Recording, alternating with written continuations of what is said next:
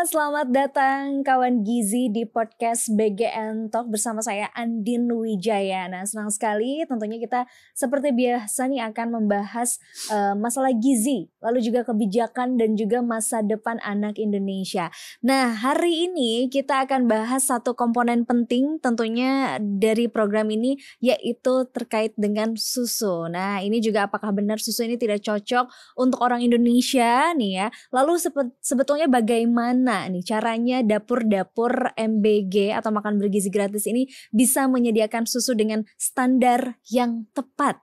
Nah, tentunya apa juga sebenarnya dampak terhadap peternak lokal tentang masalah dengan susu dan juga di makan bergizi gratis ini. Tapi tenang aja kawan gizi, kita akan bahas tentunya hari ini bersama narasumber yang luar biasa, tentunya yang keren. Jadi siapkan kopi atau mungkin siapkan susunya sambil mendengarkan talk show di BGN Talks ini. Dan langsung saja kita akan sapa ini narasumber yang spesial, yaitu Profesor Dr. Insinyur Epi Taufik selaku pakar susu Badan Susu di Badan Gizi Nasional dan juga guru besar IPB. Halo Prof. Halo Mbak Andin. Apa kabar? Baik. Baik ya. Alhamdulillah. Ya. Kayaknya lagi sibuk-sibuknya nih. Oke, Prof, terima kasih ya sudah tentunya kita mau ngebahas masalah yang pasti ini juga masih terus diperbincangkan nih. Iya. Terkait dengan makan bergizi gratis. Yeah. Nah, kali ini kita akan fokus ya terkait dengan dari susunya. Ini kan pasti anak-anak salah satu yang dicanangkan oleh Presiden Prabowo begitu ya. Harus ada di antara beberapa makanan yang sudah disiapkan begitunya. Harus ada susu. Nah, gitu ya. Ini sebetulnya mengapa susu ini menjadi komponen ataupun salah satu komponen utama di makan bergizi gratis ini, Prof? Baik, terima kasih Mbak Andin. Jadi kalau kita lihat astacita Presiden Prabowo ya waktu kampanye dulu di awal, nomor satunya kan memberikan dulu awalnya namanya makan siang gratis dan susu gratis. Itu dulu ya, sebelum berubah jadi makan bergizi gratis, makan siang dan susu gratis. Jadi memang susu itu bagian dari sekarang kita kenal makan bergizi gratis. Nah, memang kalau kita lihat dari sejarah Gerindra, partainya Pak Presiden sekarang, itu satu-satunya partai yang dari awal di visinya itu ada dulu revolusi putih ya. Jadi revolusi putih itu kan kita kenal revolusi hijau untuk meningkatkan produksi pertanian. Nah, revolusi putih itu terkait peningkatan produksi susu.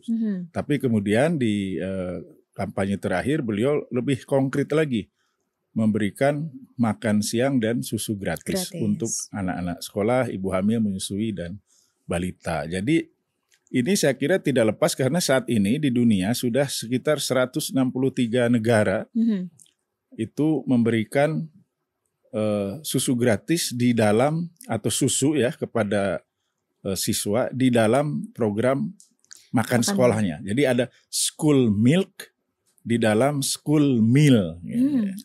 Itu sudah sekitar 160 negara dan artinya banyak sekali. Ya, jadi itulah susu menjadi bagian dari menu yang diberikan di MBG. Itu salah satu yang menjadi komponen utamanya ya, komponen Prof utamanya, ya.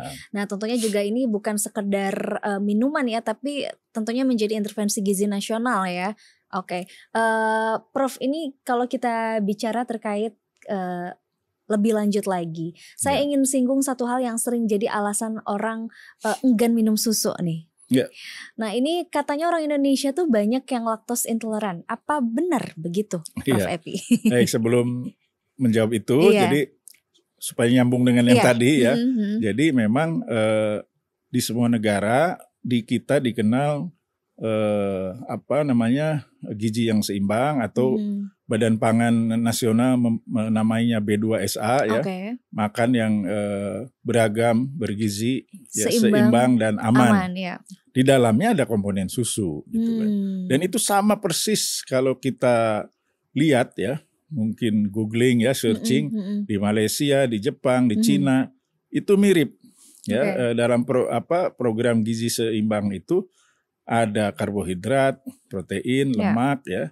Nah, termasuk di dalamnya susu. Jadi itu sudah sesuatu yang biasa sebenarnya, common ya. Nah, sekarang katanya orang Indonesia banyak yang laktosa intolerans ya. Nah, pertanyaannya begini. Pertama ya, kalau secara ilmiah karena saya bersih datanya kan kita bilang banyak dan itu kan harus data. Yeah. Nah, tapi secara ilmiah begini. Kita itu manusianya, bahkan mamalia ya, manusia, sapi, domba, kambing kan sama mamalia. Mamalia itu artinya yang ibunya memproduksi susu kan. Makanya disebut mama itu dari situ. Ada kelenjar susu. Makanya susu itu disebutnya cairan yang keluar dari kelenjar mamai, dari kelenjar susu ya. Jadi kalau bukan dari situ bukan susu sebenarnya, mungkin jus atau sari gitu ya. Nah, ASI itu air susu ibu. Kita semua kan pernah lahir, begitu lahir ke alam dunia ini apa yang kita makan, kita minum? Air susu ASI. Ya, sampai 6 bulan pertama tidak ada makanan lain selain ASI. ASI itu kadar laktosanya itu 7%. Jadi dalam 1 liter air susu ibu ada sekitar 70 gram kan laktosa. Ya. Sementara susu sapi ya, yang mayoritas produk susu kan walaupun ada susu kambing tapi sedikit ya. Itu kan susu sapi. Susu sapi itu paling tinggi laktosanya 5%. Ya, jadi kita ini manusia begitu lahir ke alam dunia itu sudah mencerna laktosa dari air susu ibu kita. Nah, memang secara alami ada genetik ya. Semakin umur naik, terutama sudah remaja dan dewasa, laktase enzim yang mencerna laktosa itu berkurang alami. Terutama bagi mereka yang tidak biasa mengkonsumsi rutin setelah menginjak remaja dan dewasa. Makanya ada laporan dari Rumah Sakit Cipto Mangunkusumo ya. Ini data ilmiah bahwa yang berobat di sana ada dan sudah dipublikasikan secara internasional yang menderita gejala itu umur 20 tahun sampai 50 tahun dan ternyata non dairy consumer, artinya yang tidak biasa memang mengkonsumsi susu. Nah, makanya kalau kita sekarang lihat secara umum saja atau diberitakan pasti heboh. Ada nggak yang kalau 1-2 case dan sekarang selama ini yang sudah diberi susu kan kita tidak pernah dengar ya. Ada 1-2 karena gini, laktosa intoleran itu ada 3, 1 primer, kedua sekunder, yang ketiga kongenital ya namanya. Jadi yang primer ini sebenarnya tadi kan kita bayi sudah biasa, kemudian mungkin dia berhenti entah karena ya tidak bisa beli susu orang tuanya dan sebagainya. Akhirnya ketika pertama kali minum susu lagi terjadi diare apa. Jadi yang penting laktosa intoleransi itu bukan penyakit. Dia ketidakmampuan mencerna laktosa karena enzim laktasenya berkurang. Nah, ini akan muncul lagi kalau kita membiasakan sedikit demi sedikit mengkonsumsi lagi. Kecuali yang tadi kongenital itu memang kelainan genetik. Tubuhnya tidak bisa memproduksi laktase. Maka dari itu, dari pengalaman sekarang sudah berjalan dari 6 Januari atau bahkan yang pilot project kita di Warung Kiara ya, dapur pertama tidak ada kejadian laktosa intoleransi ini. Kalaupun ada tadi sekali lagi mungkin 1-2 itu kalau terus dibiasakan dia akan tubuhnya akan memproduksi lagi enzim laktase. Dan ingat yang penting ini bukan penyakit. Ini hanya ketidakmampuan mencerna laktosa. Karena sebelumnya nggak biasa ya. Atau sudah berhenti. Kan waktu lahir dia sudah mencerna dari ASI ibunya. Yang kadar laktosanya lebih tinggi dari kadar laktosa susu sapi. Gitu. Oke, baik, Prof. Kalau misalkan kita lihat tadi ada makanan yang seimbang ya. Kalau ada makanan seimbang, terus kan ini makanan seimbang pun juga sudah takar begitu ya berapanya. Nah susu juga sama berarti ya untuk pemberian dari makanan bergizi gratis ini. Iya, jadi nah ini kebetulan ya, jadi nyambung nih barusan yang kita bicara intoleransi laktosa ya, itu pun ada kadarnya. Jadi selama di bawah 12 gram ya kadar laktosa itu, bagi mereka yang punya masalah intoleransi laktosa itu aman sebenarnya. Kalau lebih dari itu baru terjadi diare, mencret gitu ya, atau sakit perut. Nah sekarang kami, kalau di awal Pak Prabowo inginnya semua penerima itu, semua siswa itu ya, 250 ml sekali kan dalam sehari. Dan susunya semua fresh milk, susu segar, ya bukan susu bubuk yang dicair ulang ya disebut, atau susu rekonstitusi. Ya karena yang susu bubuk yang impor itu kan susu bubuk, karena kita kurang susu fresh milknya, susu segarnya, sehingga kita masih impor 80% kan, karena kemampuan peternak kita hanya 20%. Nah tapi karena kondisi ini, karena kondisi ternyata susu segar, produksi susu segar kita saat ini baru bisa menutupi, sebelum MBG loh, sebelum MBG saja baru bisa menutupi kebutuhan 20%, 80%-nya impor, dan yang diimpor itu susu bubuk. Maka kami di BGN menghitung-hitung ya, berkoordinasi dengan teman-teman di Direktur Jenderal Peternakan Kesehatan Hewan Kementerian Pertanian. Kita bisa mulai dari berapa? Nah, tapi ini tentu tetap melihat kandungan gizi, dan ini satu paket ya, gizinya tuh dengan makanannya, karena ini satu paket. Jadi makanan ya ada daging ayam, telur dan sebagainya, plus susu kan gitu. Nah kemudian tetap kita melihat jangan sampai susu dalam MBG ini meningkatkan impor yang sudah 80% tadi, kan itu kita tidak inginkan. Jadi kita akhirnya ada perhitungan pertama, spesifikasinya, yang ini tentu dinamis nanti ketika gara-gara MBG ini misalnya permintaan susu meningkat, dan itu kan akan dibeli setiap hari istilahnya oleh pemerintah kan, oleh BGN. Kemudian meningkat, populasi meningkat, tidak menutup kemungkinan akan diubah. Nah saat ini kita mulai yang PAUD, TK ya sampai SD itu 115 ml. Yang SMP SMA 125 ml.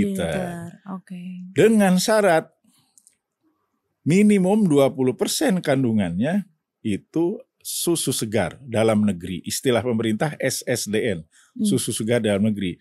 Yang saat ini mayoritas diproduksi oleh para peternak sapi perah rakyat.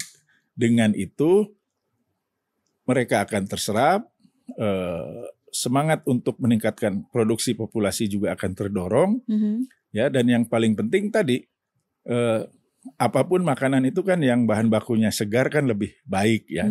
Tetapi kita tahu, kita lihat keadaan saat ini kita masih kurang produksi segarnya, sehingga kita mulai dengan itu. Jadi saya ulangi 115 mili untuk PAUD TK sampai SD, 125 mili SMP SMA dengan kandungan susu segar minimum 20%. Baik, Prof. Ini penasaran juga nih saya ya. Terus pastinya juga kawan gizi penasaran, kan ada beberapa anak yang nggak suka susu ya. Nah, terus makanan-makanan yang lain seperti sayur, protein dan yang lainnya kan misalnya sudah ditakar begitu ya. Nah, apakah nantinya juga kalau misalnya ada anak yang tidak suka sama susu, ini sudah cukupkah protein ataupun gizi yang didapat dari makanannya saja, atau justru dengan ditambahnya susu ini malah ya bagus gitu untuk anak-anak yang mengkonsumsinya? Ya, nah pertama kita bicara data lagi ya. Dari pengalaman sampai saat ini, termasuk pilot project kita, dapur pertama yang di Sukabumi di Warung Kiara itu, Pak Kepala Badan juga pernah menyampaikan ya, yang di Sukabumi itu kan dimulai sebelum pemilu bahkan ya. Ternyata di sana data menunjukkan 60% dari sekitar 3.000 siswa SD, SMP, SMA itu 60% tidak terbiasa minum susu sebelum ada ini. Nah setelah kita beri susu, ini menarik ya. Satu tadi kejadian intoleransi laktosa tidak ada. Karena tadi kan volumenya paling tinggi waktu itu karena belum ada spek tuh 200 mili ya. Padahal tadi kan yang intoleransi laktosa sampai 12 gram per liter tuh masih oke. Ya. Nah yang menarik mereka itu habis terus.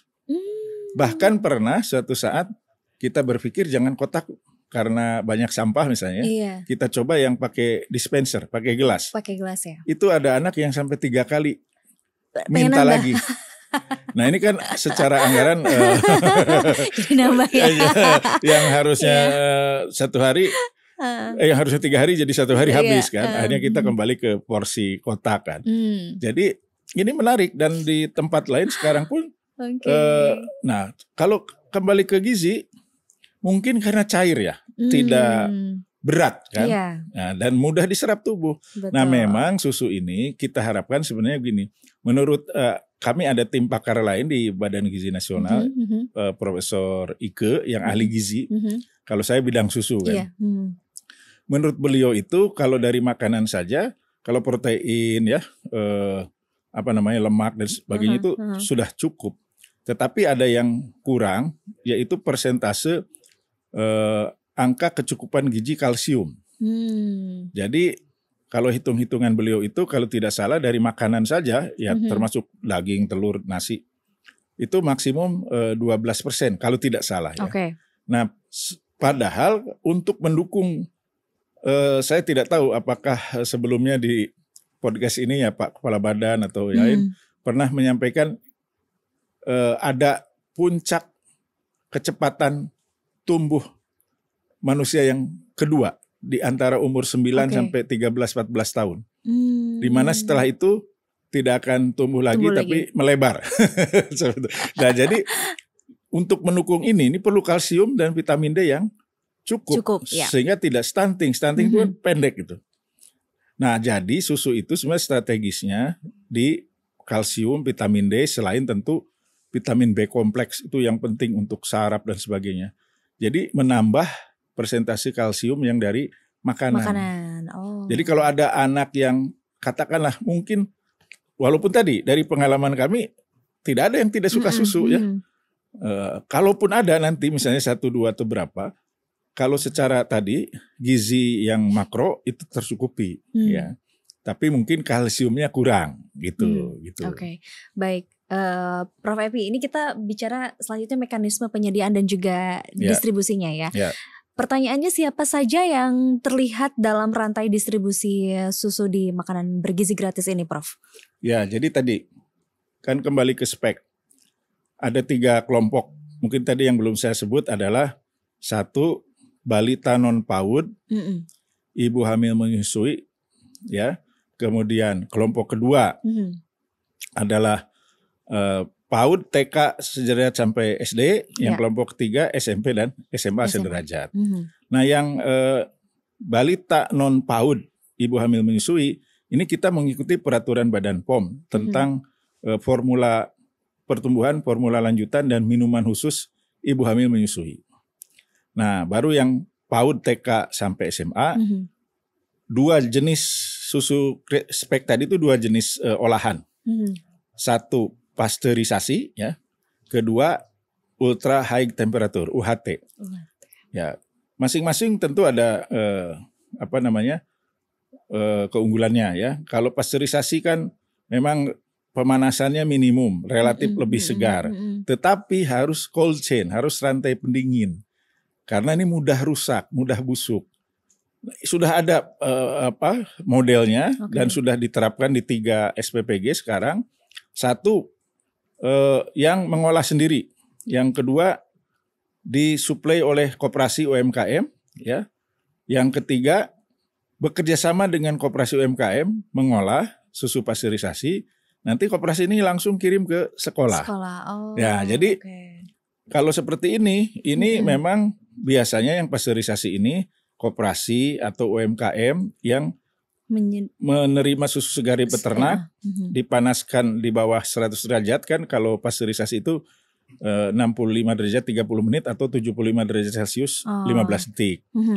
Cuma masalahnya ini harus dijaga suhunya di bawah 4 derajat. Ini yang artinya kan dapur harus punya freezer atau kulkas. Sampai ke tangan anak-anak diminum harus 4 derajat atau kurang. Karena kalau tidak bahaya. Nah satu lagi UHT. Nah UHT ini kan karena pemanasannya 130 sampai 140, 2-3 detik. Dia dikemas, selama kemasannya belum dibuka, dia tidak usah disimpan di kulkas. Ini relatif secara logistik lebih mudah. Nah siapa yang terlibat? Berarti kan kalau pasteurisasi ada peternak, ada koperasi atau MKM.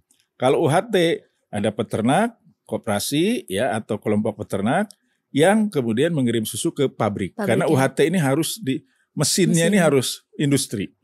Nah, baru kemudian mensuplai ke SPPG. Gitu.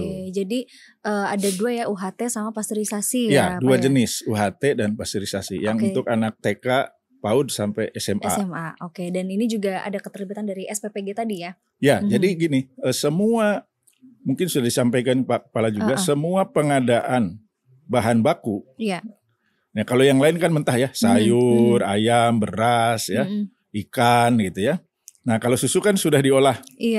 Kecuali tadi ada satu SPPG di Cimahi yang mengolah susu sendiri. Pasteurisasi. Tapi intinya kan semua pengadaan di SPPG. Jadi kepala SPPG, Kasatpol SPPG lah yang melakukan pengadaan. Gitu nanti. Nah makanya kami akan melakukan sosialisasi spek ini dan pengadaan kepada para kepala SPPG. Harus mengikuti spek. Ya, jadi nanti jangan sampai keluar dari spek. Kalau susu mereka jual susu komersil ya silahkan aja kan beda. Ini untuk MBG harus mengikuti spek yang ditetapkan BGN.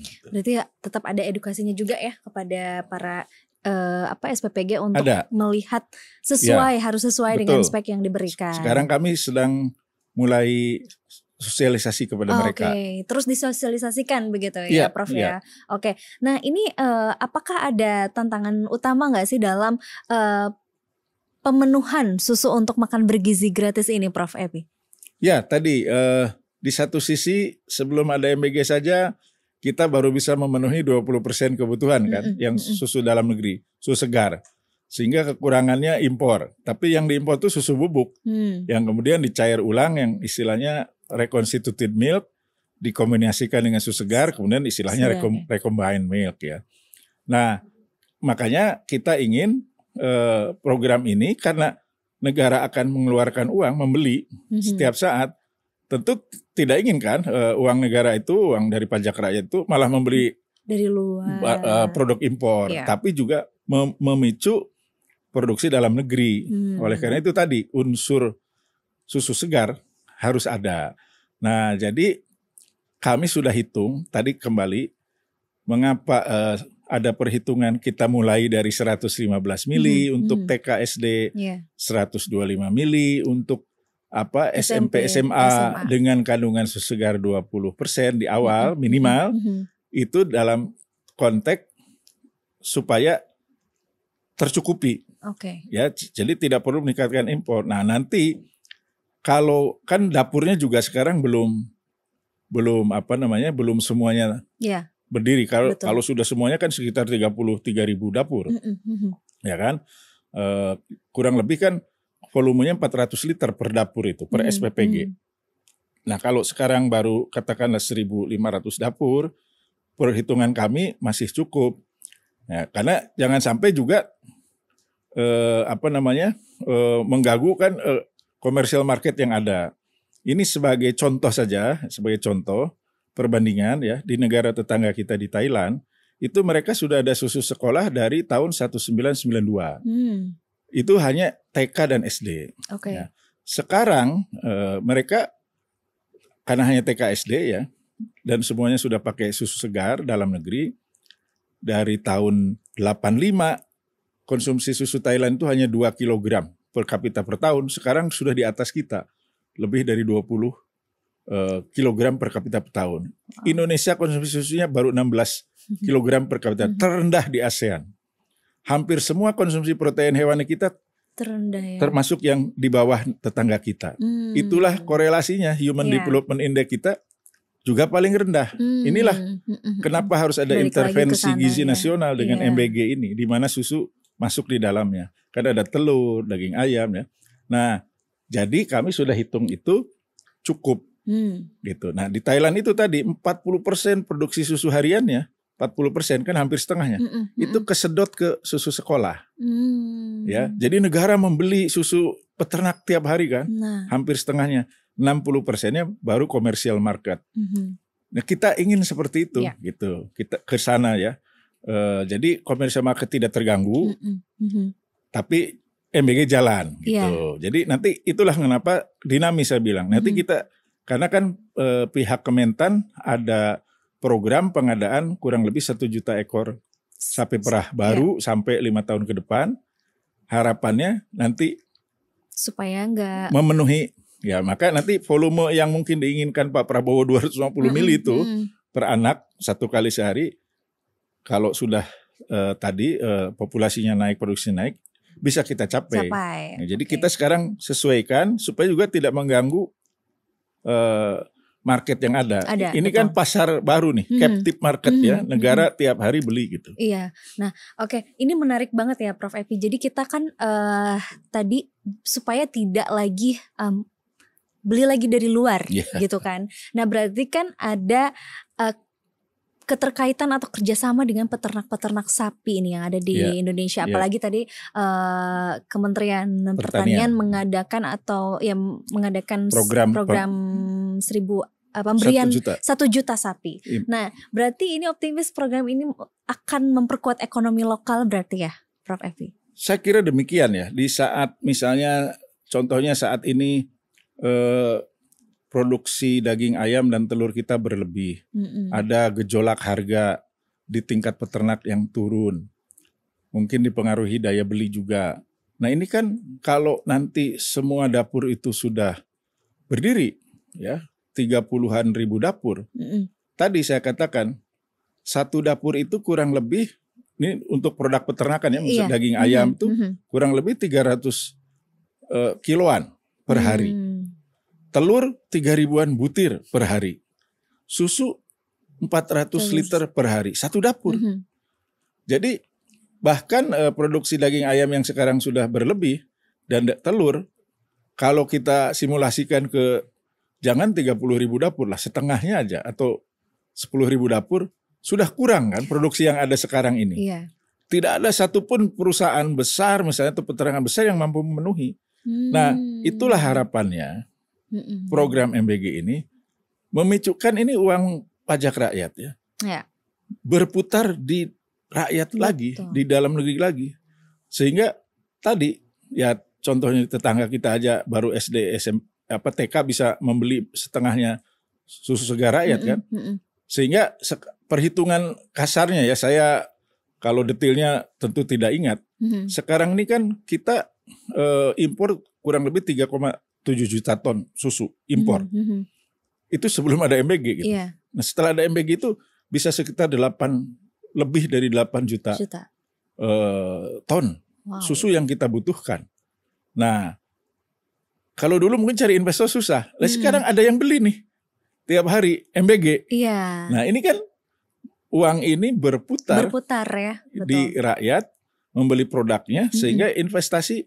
Orang pun untuk invest itu membuka peternakan baru, membeli sapi baru, meningkatkan produksi, tidak khawatir siapa yang beli karena sudah pasti ada MBG ini ya. Sudah ada captive market, new emerging market istilah kepala badan.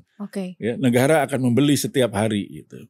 Nah, makanya di Amerika waktu kami studi banding sana, yang mengadakan makan istilahnya ya kalau di kita makan bergizi ini di Amerika masih ada, termasuk susu.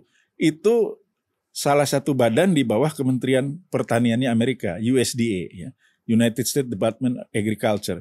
Karena kata mereka kan, saya tanya, kenapa kalau di kami ada badan baru? Saya bilang, ya di sini ada satu badan tapi di bawah Kementerian Pertanian. Karena faktanya kan semua itu hasil pertanian. Gandum kalau di sana ya, beras, daging ayam, daging sapi, susu. Itu kan hasil pertanian. Betul.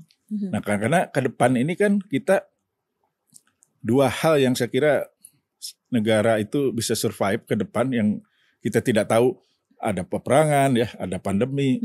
Itu kan dua hal yang bisa membuat negara itu survive, pangan dan energi. Kan. Nah, kita di pangan ini. Karena ketika Covid semua negara menahan cadangan pangannya kan. Betul. Kita mau beli pun susah kan. Iya.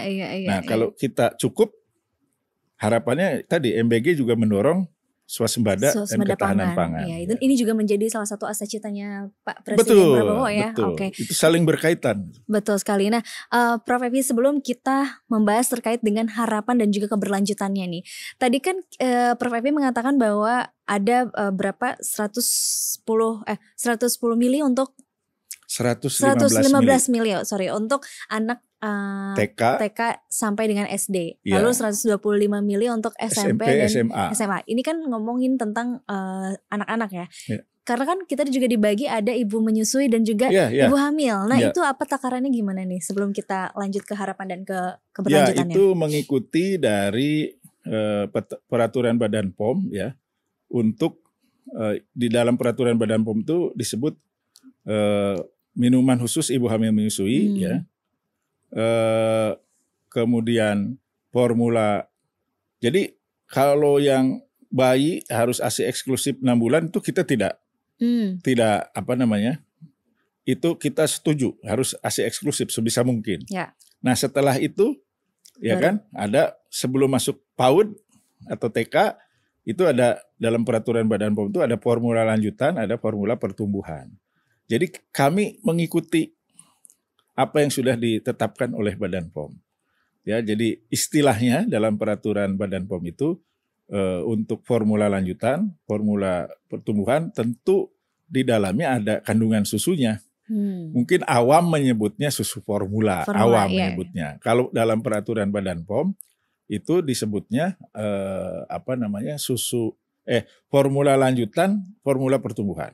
Kalau untuk ibu hamil menyusui, minuman khusus ibu hamil, minuman khusus ibu menyusui. Di dalamnya tentu ada kandungan susunya. Okay. Ya.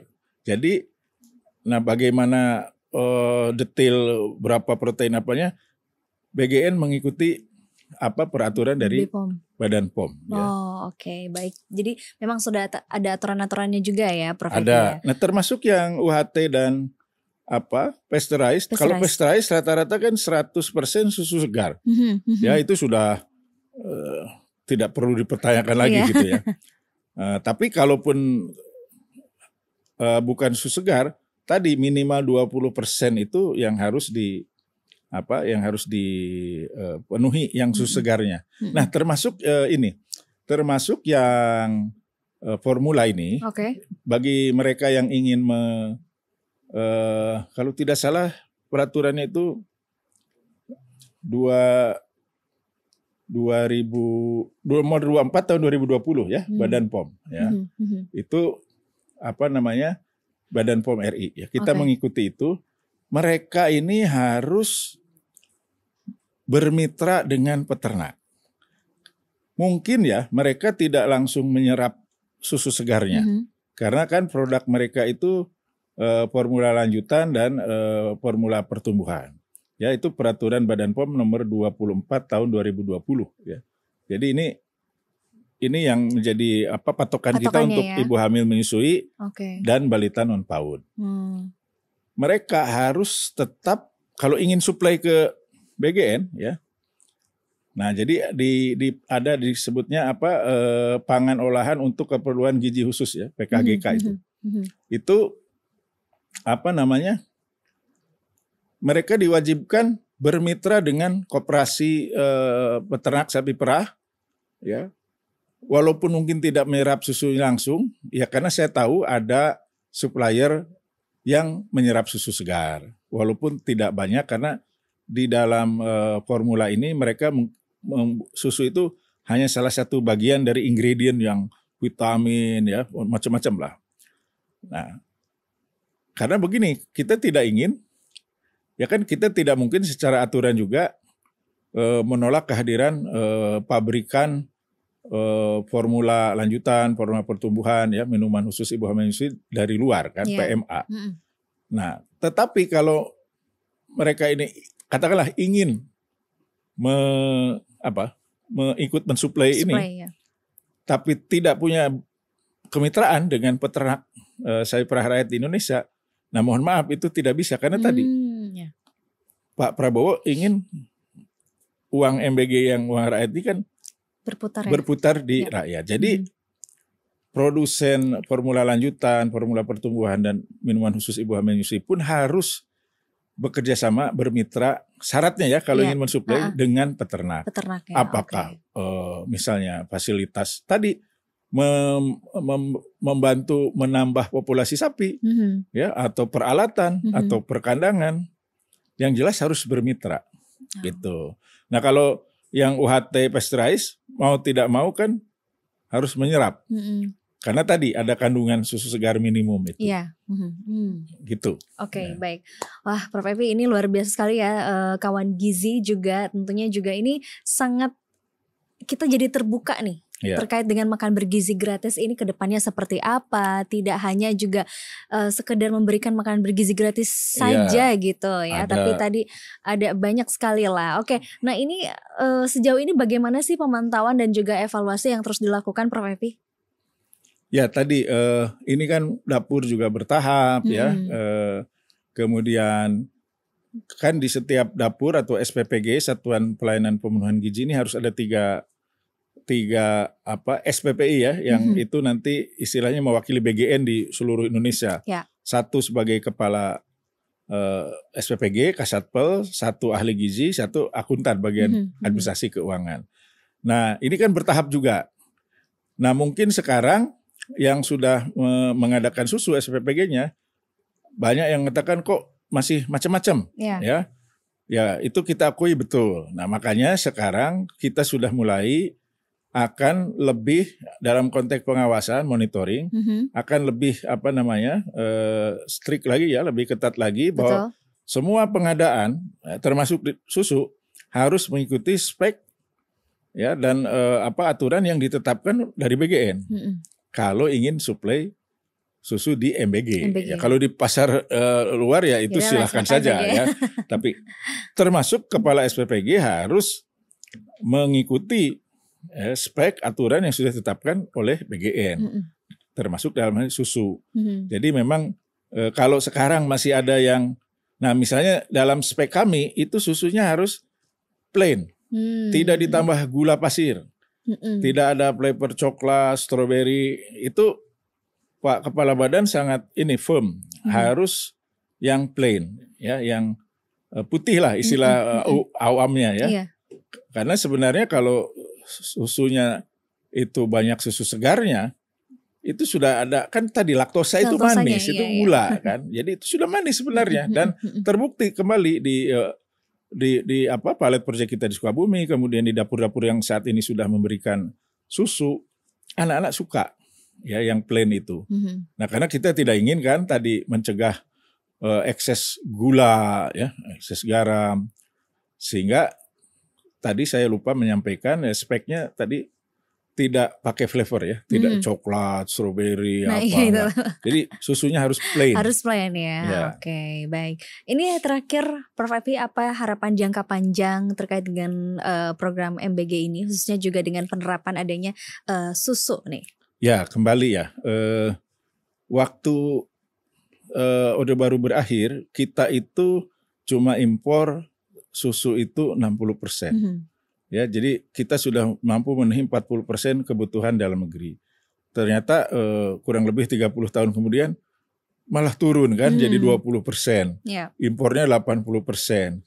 Nah, saya sebenarnya sudah sebagai ahli susu ya dari dulu sebelum ada MBG ini ya proteslah kepada Menteri Pertanian, ini gimana kalau kita biarkan jadi satu-satunya produk peternakan yang impornya tertinggi adalah susu, 80%. Tetapi kok kayak kurang diurusi gitu ya. Nah sekarang dengan ada momen susu ini menjadi bagian dari MBG, bahkan masuk Asta Cita nomor 1, makan siang gratis dan susu gratis itu. Ini saya sangat semangat sekali ya. Ini momen di mana kita bisa menurunkan impor, meningkatkan produksi susu sendiri, syukur-syukur bisa swasembada, ya kan? Karena negara tiap hari membeli produk dari para peternak ini. Ini kan sebuah stimulus yang luar biasa nih. Ya, jadi harapannya SDM unggul tercapai karena terbukti lebih dari setengah siswa kita ternyata kalau kategori WHO itu kurang gizi ya karena makanan jajanannya tidak bergizi, maka ini harus intervensi gizi secara nasional termasuk susu di dalamnya. SDM tangguh tercapai, kesejahteraan peternak tercapai, yang penting itu ketahanan pangan. Itu. Ya, itu juga tercapai. Kita tidak tergantung lagi pada importasi dari bangsa lain sehingga bisa memenuhi dari dalam negeri dari bangsa kita sendiri. Ini situasi yang saya kira saya tuh luar biasa. Sekali ya, iya, Prof. Karena bangsa sendiri membeli produk petani peternak lokal sendiri, sehingga kita tidak tergantung lagi. Ya. Jadi kalaupun tadi kembali ada perang, ada pandemi, moga-moga tidak ada ya. Tapi kita sudah punya pangan, gitu cadangan pangan sendiri gitu. Dan tadi juga untuk menuju Indonesia Emas. Iya, tadi SDM tangguh ya. Itu ya bonus demografi. Kita 2045 harus Indonesia emas. Kalau tidak ada intervensi gizi, nanti jadi Indonesia cemas gitu itu. Jadi ini sangat penting, intervensi gizi harus ada. Ya, kita jangan melihat mungkin kita ya, kita harus melihat seluruh Indonesia itu masih banyak saudara-saudara kita yang memang mungkin Pak Kepala Badan pernah mengatakan bahwa struktur penduduk kita semakin kaya, anaknya semakin tidak ada, bahkan hanya satu yang paling kaya itu kan.